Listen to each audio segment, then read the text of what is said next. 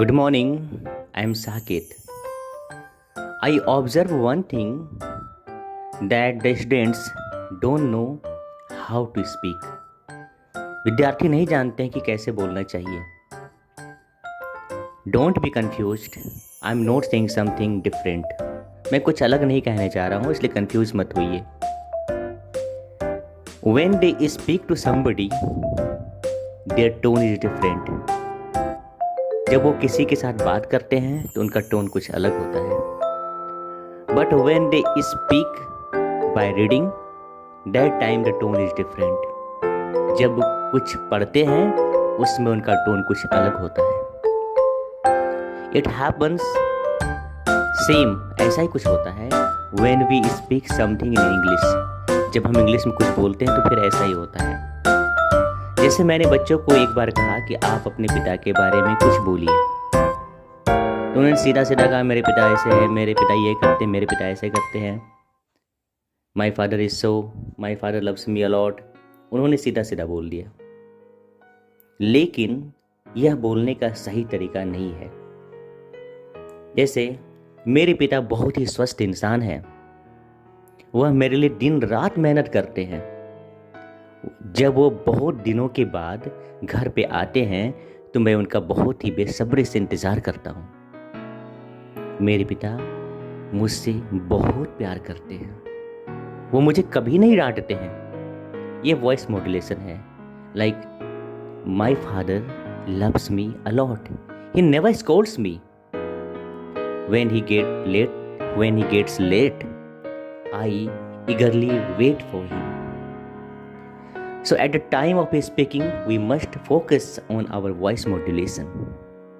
बोलने के समय हमें अपने voice modulation पे ध्यान देना है. Some matters we must discuss with force, with stress.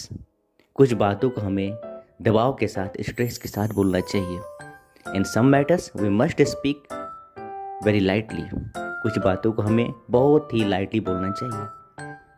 It depends upon situation, यह परिस्थितियों पर निर्भर है. And we practise a lot all the times. हर समय हमें इस बात की प्रैक्टिस करनी चाहिए.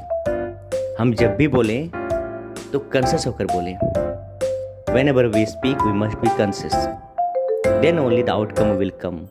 तभी रिजल्ट आएगा. इसलिए हमें बोलने समय ध्यान रखना है. That's why we have to focus at the time of speaking.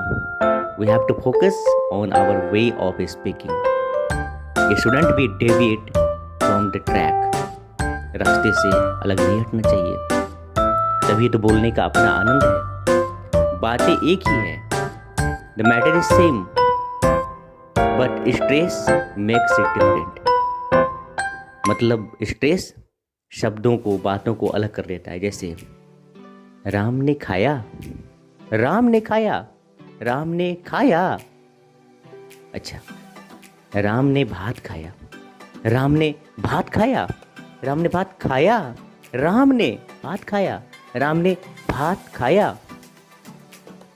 Like Ram ate rice, Ram ate rice, Ram eat rice. Matter is the same. But just because of stress, the meaning is different. So when we come to full stop, जब हम full stop पे पहुँचे, when we come to comma, जब हम comma पे पहुँचे, we must be silent for a while. कुछ समय के लिए हमें silent अवश्य होना चाहिए. Then only we can get some result, get some desired result. तभी हमें अच्छे रिजल्ट की प्राप्ति होगी.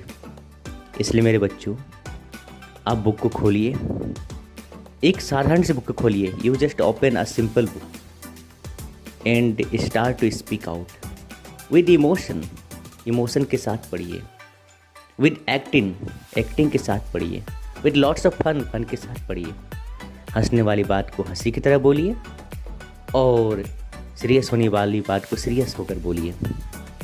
तो मुझे विश्वास है कि आप मेरे इस सलाह को अवश्य मानेंगे. I believe that you will faith that you will follow my instructions and you will implement my this instruction in your speech while speaking. So bye for now. We'll meet in next video. Bye.